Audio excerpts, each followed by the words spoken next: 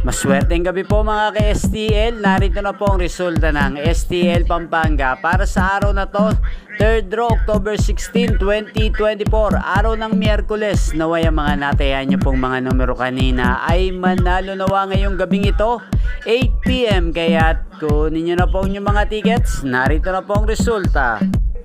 Para po sa STL Pampanga, 3rd draw result, 8 PM, ang mga numerong nanalo, 33 at 18. In exact order sa lahat po ng tumaya kanina para sa 3rd draw ng 33 at 18. Panalo po kayo. Congrats po sa inyo.